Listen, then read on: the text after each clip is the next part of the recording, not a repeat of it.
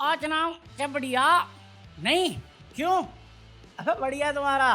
देखो यूजली ना मैं मजाकी आदमी हूँ, मेरे को वो गुस्सा चढ़ता नहीं है मेरे को गुस्सा। कभी कभार भावुक हो जाता हूँ मैं, बट आसानी से गुस्सा नहीं चढ़ता मुझे। बट कुछ चीजें हैं जिस पे मेरा क्रोध बहुत ज्यादा बढ़ जाता है बे, क्योंकि वो चीज मैं खुद भुगत रहा होता हूँ यार। भाई साहब भीषण गर्मी थी, बारिश आ गई, चैन आया, सुकून आया। बट उस टाइम में कितना रोया गर्मी को लेके। हाय गर्मी, नूरा फतेही छोड़ के भाग गई मेरे अंदर की। बट मैं रोया, झाड़ा नहीं किसी को, सिर्फ टैक्स को झाड़ा मैंने। भाई साहब लेजेंड मजाक नहीं कर रहा, मैंने इस महीने नहीं, लास्ट मंथ मिड में ही टेबल फैन मंगाया है। वो जो शादी वादी होता है ना, बड़ा वाला, वो मंगाया है, जिसपे जीएसटी भरी है मैंने।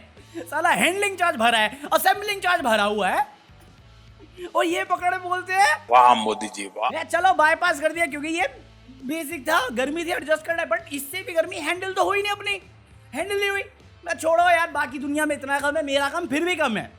आज मुझे एक पकौड़ा दिखा, पकौड़ा पता कंपेयर क्या कर रहा है, मोबाइल चार्जिंग के रेट्स को कांग्रेस के टाइम से और अभी के टाइम से। पहले तो टेक्नोलॉजी कितनी एडवांस हो गई, उस टाइम से अब तक में ये लॉजिक इनके दिमाग में जाएगा नहीं, क्योंकि इनके दिमाग में तुम्हें मालूम है वो होता है ना जो गाय भैंस निकालती है वो। अबे साले, ये साले कहते देखो ये मनमोहन सिंह का राज कि मोबाइल टैरिफ कितना सस्ता था।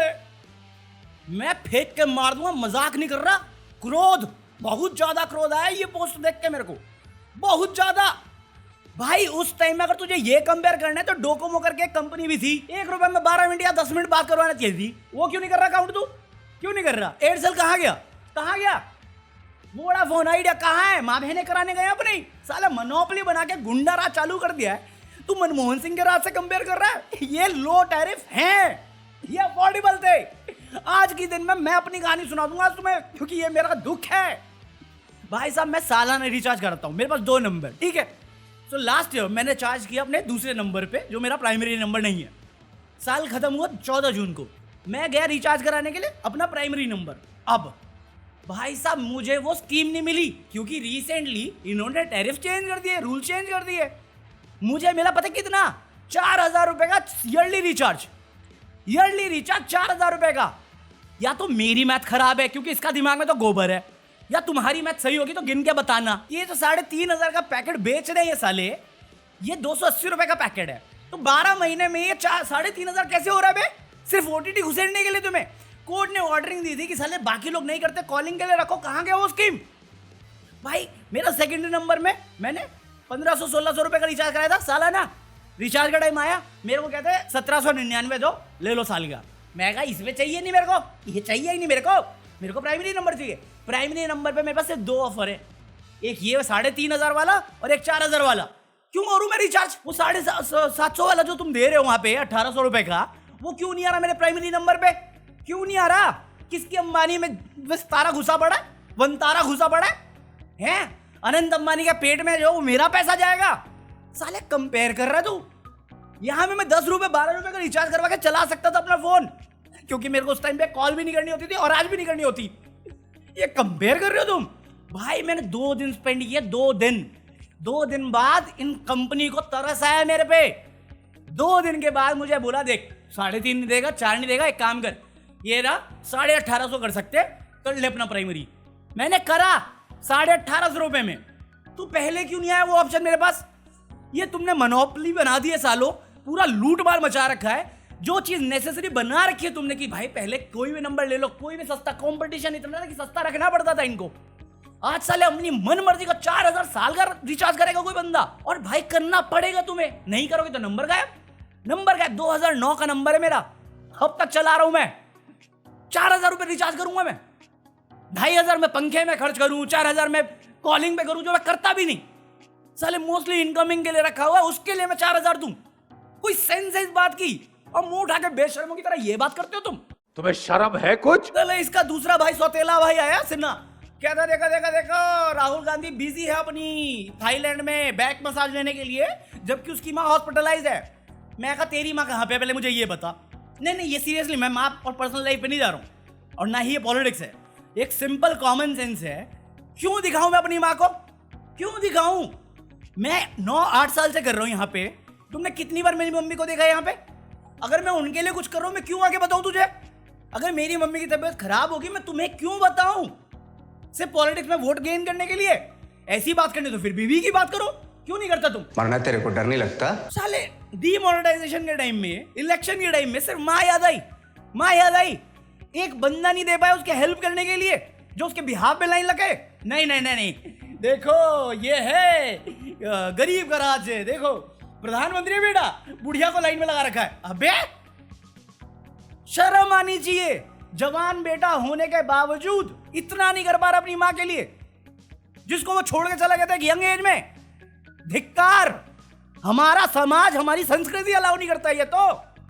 बट बेशर्मी किसको फर्क पड़ता? जिनकी ये बात कर रहे हैं उसको तो बिल्कुल नहीं पड़ता। 50 दिन दीजिए, कोने में बुला के जला दीजिएगा। कहाँ गए? मैं नहीं बताऊंगा। साला बिहार में जाएंगे तो इंग्लिश में बोलेंगे, इंग्लिश में तो उधर से गोली चलेगी, इधर से गोला चलेगा। अभी गए सिप्रस जो भी गए हैं, वहां पे जाके हिंदी बोल रहे हैं। मैं हैरान हूं। रेल मिनिस्टर रील बनाता है, एविएशन मिनिस्टर रील बनाता है, इंस्पिरेशन कौन? प्रधानमंत्री। जाते हैं तो रील बनाते हैं, उतरते हैं तो रील बनाते हैं, लोगों से मिलते हैं तो रील बनाते हैं। मेरा क्वेश्चन ये है, ये जो लोग बुलाए थे, ये खुद आए थे या पैसा देके बुलाया था? जो इवेंट हो रहे हैं वहां पे आपकी वेलकम में, वो पैसा देके खर्च कर रहे हो या ऑर्गेनिकली आए हैं? और ऑर्गेनिकली गए हैं तो कैंसिल करा दो उनका पासपोर्ट और वीजा, सब करा दो कैंसिल, ले आओ अमृतकाल में। Why should we have all the fun? उनको भी लाओ ना। वो नहीं हो पाएगा। साले मीडिया क्रेडिबिलिटी की बात कर ले। जब वो न्यूज करते थे, क्वेश्चन करते थे पॉलिटिशियन से, साले एक पॉलिटिशियन से सवाल नहीं होता इनसे, अनवेरिफाइड न्यूज चलाते हैं। मैं नहीं कह रहा, खुद मानते भी हैं कि ट्विटर से न्यूज उठा रहे। अबे तुम में और मुझ में डिफरेंस क्या हुआ? तुम लाखों करोड़ों ले रहे हो स्टूडियो में बैठने का, एसी में। मैं साला गर्मी में सामान भी खुद खरीदूं और रिस्क भी मेरा पूरा, और करोड़ों में तुम। लेजिट सुधीर चौधरी एक्सेप्ट कर गया भाई ये अनवेरिफाइड न्यूज, ये पता था फिर भी रन किए। अबे तुम थोड़े एथिक्स कहाँ गया? वो अथॉरिटी जो ओवरटेक करता था, भाई कोई अथॉरिटी नहीं बची अब इनसे अकाउंटेबिलिटी रखने के लिए। ये किसी से नहीं रखते तो इनसे रखने वाली कुछ शांत बैठी रहती है। ये करेंगे तो ये इनके पीछे बढ़ जाएगी। ये क्रोनोलॉजी है हमारी। अब क्रोनोलॉजी समझ लीजिए यार। ये इतना प्यार में उस बंदे के, लेजिट डोनाल्ड ट्रंप तक को कॉल आउट। प्रेसिडेंट है वो अमेरिका का, क्या कहता था अमेरिका, उसको झाड़ रही है कौन? सिल्क स्मिता। अरे भाई सच होता था, बार बार बोलने की जरूरत नहीं पड़ती। तो बेसिकली क्या हुआ है, ट्रंप ने ये ईरान इसराइल वाला रोकने की कोशिश की, वही ट्रेड का झांसा देके, बट दुनिया ने देख लिया गोलीबाज है, तो वो मान नहीं रहे, वो नहीं मान रहे। उस पर ट्रंप ने लंबा चौड़ा पोस्ट किया, उसमें कह दिया अरे सच होता बोल देते। अरे सच तो ये भी नहीं है कि मैं तो गरीब फैमिली से पैदा हुआ हूँ, अरे हम तो फकीर आदमी हैं झोला लेके। सच होता तो हर इलेक्शन में ये बात रोने की जरूरत थोड़ी होती। ये कम्युनिटी से आता हूँ, मैंने गरीबी को बहुत पास से देखा है, मुस्लिम समाज मेरे बहुत क्लोज है, सब तो झूठी है। हर इलेक्शन में रिपीट होता है ना। एक स्टेट में जाएंगे मुस्लिम मेरे करीबी थे, ईद पे सामान आता था। दूसरे स्टेट में जाएंगे ये मुस्लिमों के 2 पास करवा देंगे, जिनके ज्यादा बच्चे उनको दिलवा देंगे। करते हैं ना तुम्हारे पापा, हम कुछ बोले चुप ना। आज मूड नहीं कर रहा भाई लेजिट मैं कल खबर पढ़ रहा था कहीं की, मेरठ की थी शायद, बंदा डायलिसिस पे था गवर्नमेंट हॉस्पिटल में, बिजली चली गई, इन्वर्टर में फ्यूल नहीं था, निकल लिया वो। किसका फॉल्ट तुम्हें? नाम नहीं ले सकते किसी का भी, क्योंकि गलती किसी की होती नहीं भाई। उस बंदे की गलती है, वो बीमार क्यों था? अब बीमार था तो पैसा कमा के क्यों नहीं हुआ बीमार? ज्यादा प्राइवेट हॉस्पिटल में, सही बात है ना, बढ़ता 18% हेल्थ टैक्स, फिर कराते इलाज। या 5 लाख का आयुष्मान लेता खुराना, तब कराते इलाज, वरना कौन सी कदर है इस दुनिया में, इस देश में। आज का सत्य यही है कि जानवरों की इज्जत हमसे ज्यादा होती है। तभी तो आज खबर आई है कि India becomes the 3rd largest beef exporter in the world. अब इस पे एक अंदर जाएगा भाई, वो बफेलो मीट है, भैंस का। जब मटन लेके लोकल आदमी ट्रैवल करता है तो गांव रक्षक पकड़ के कूट देते हैं बोल के कि मटन नहीं है, बीफ है। 3rd लार्जेस्ट मैन्युफैक्चर, एक बार पकड़ में आया तुम्हें? अब मुझे ये बता, बफेलो मीट और काउ मीट कैसे डिफरेंस पकड़ में आ रहा तुम्हें? कहां से आ रहा पकड़ में? तुम्हें चिकन मीट बीफ दिख सकता है, बफेलो मीट और काउ मीट में तुम्हें डिफरेंस दिख रहा है। एक केस आया इन 11 सालों में, वहां पे कोई लॉजिक नहीं है। अरे पता तो मुझे भी है, बट तू कितनी गारंटी के साथ बोल सकता है कि वो काउ मीट नहीं हो सकता? कितनी गारंटी के साथ? अगर अब्दुल का चिकन बीफ हो सकता है, तो वहां पे कौन गारंटी देने को तैयार है? मुझे बता दे। साला मंत्री अपना कुत्ते के साथ रेलवे स्टेशन और रेल में जाएगा। साले हम एक जानवरों से बदतर हालत में ट्रेन में ट्रैवल करते हैं। ये है आज का सत्य कि उस कुत्ते और उस नेता की ज्यादा वैल्यू है आम आदमी जो उनको उस जगह पहुंचाता है। नन। बात तो सही है। इनके लॉजिक सिर्फ वही होते हैं जो इनकी फैक्ट्स को नहीं, इनकी जो थ्योरी है जिसकी वजह से वो फैक्ट बने ना उसको जस्टिफाई कर सके। लेजिट ईद आता है, छी घिनौना, छी अथू। अगले दिन KFC का चिकन चावरे होते हैं, वो भी नकली, क्योंकि खरीदने के पैसे इनके पास भी नहीं है। अबे तेल आटा खरीदे या चिकन विंग खाएंगे ये KFC का? हिपोक्रेट साले। फटे तो फटे, नवाबी न घटे। प्लेन, हेलीकॉप्टर, ट्रेन, कल ब्रिज पुणे का।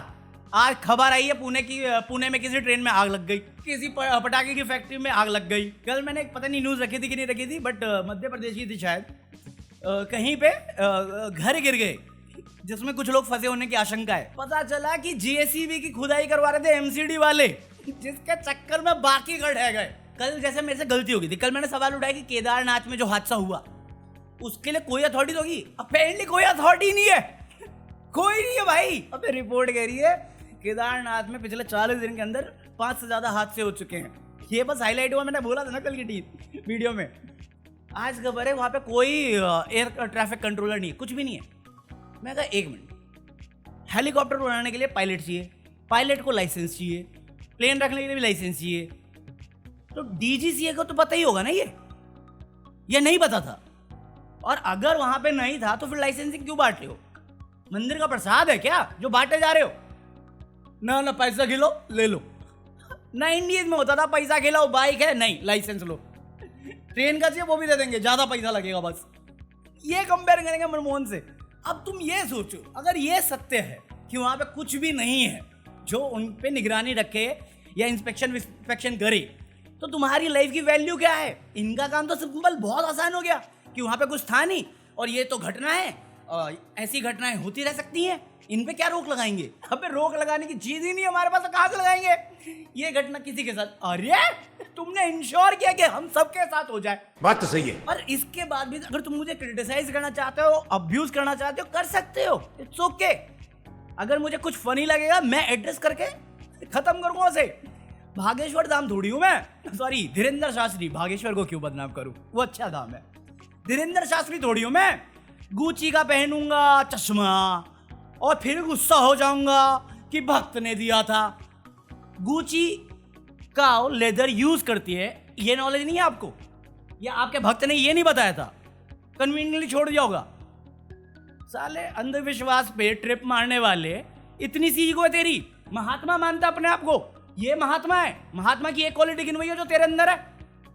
साले तेरी एज में कितने बड़े बेवकूफ होते हैं लोग, मैं जानता हूं। और आज नहीं तो कल, बस वक्त की बात है, समय की बात है भाई। समय का समय भी अच्छा नहीं था, तेरा भी आएगा। साले तू भी उसी रास्ते पे जाएगा जहां पे सारे गए हैं। लिख के देने को तैयार हूं मैं, देख लेना तुम। हाँ तो इसको आज नहीं करेंगे क्योंकि कल ही किया था। बाकी मैं मिलता हूं कल, पीस आउट।